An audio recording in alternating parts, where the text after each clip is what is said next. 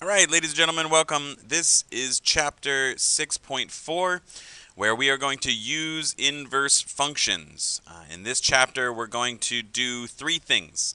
We're going to understand what an inverse of a function is graphically. What does it look like on a graph?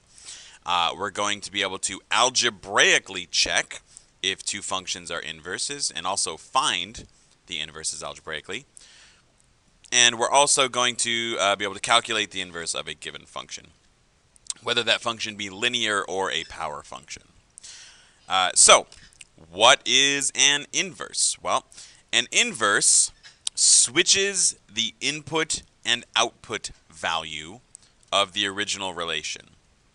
You can also say that this interchanges the domain and the range. So, I want you guys to remember that we've had a few different ways that we have described input and output values. Sometimes we call them the domain, right? Remember, the domain was the list of all input values. We've called them the input before. That's the number we're plugging in. We've also simply referred to them as x, right? The x values, the x-axis, those are our inputs. Whereas on the other side, we've had the range, also known as all of the outputs, or the y. So we have described input, output, domain, range, x, y, using three different words, but they mean the same thing. Okay? One of them is the inputs, one of them is the outputs. One is the one that we plug into the function, the other is the one we get out of the function.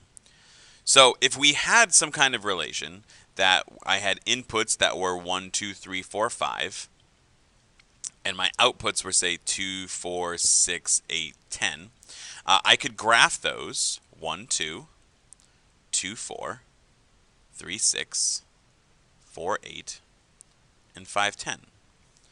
Right? Notice that I've just taken the points, the input, output, right? The coordinate pair of points, and put it on the graph.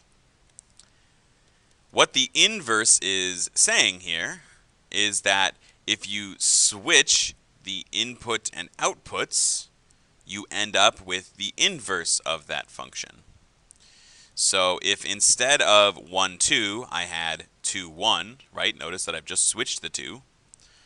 And this was 4, 2, 6, 3, 8, 4, and 10, 5. This would be the inverse function of this. And I can graph that, and I'm going to put that in a different color here, right? Let's make it a nice blue color. I can graph those, and we can see what it looks like graphically when that happens. 2, 1, 4, 2, 6, 3, 8, 4, and 10, 5. So what's happened here? Notice that they both make straight lines. The slopes of those lines are different.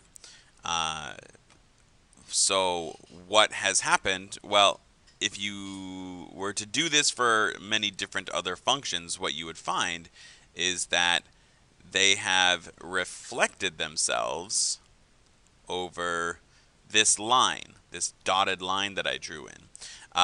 Or, to put it this way, what it does is it reflects over the line y equals x, right? So there's my line y equals x, and the inverse has reflected over that line, right? It's notice that there's an equal distance between the points when you look at it from that line. It is a reflection over the line y equals x. So, how do we find that algebraically? Well, we're switching the inputs and the outputs. So what we're going to do is switch x and y. In our equation, we're going to switch those two variables. And then we're going to solve for y. So everything we know about solving, we're going to apply to this. So I switch x and y, and then I solve. So let's do it for this equation here. F of x equals 3x minus 5. Remember that f of x and y output, same thing. So this is y equals 3x minus 5. Just switching the f of x and the y. Then I switch y and x, so this is x equals 3y minus 5. And now I solve for y. I add 5 to both sides. I get x plus 5 equals 3y. And I divide both sides by 3. 1/3 x plus 5/3 equals y. Or to put the y on the left, which is traditional, we have 1/3 x. We have y equals 1/3 x plus 5/3. And so this is the inverse of this. It is a reflection over that line. And just like a real quick thumbnail graph, right? This graph is this here. Oops, it's a little bit steeper than that. That's 3x minus 5. Well, 1/3 x plus 5/3. 5/3 is about there. Sorry, it's about there. And 1/3 is about like this. So notice that they are reflections over that line, y equals x. All right, back on your notes, you've got a practice problem to do. Please go do that problem, and then we'll come back and do it together.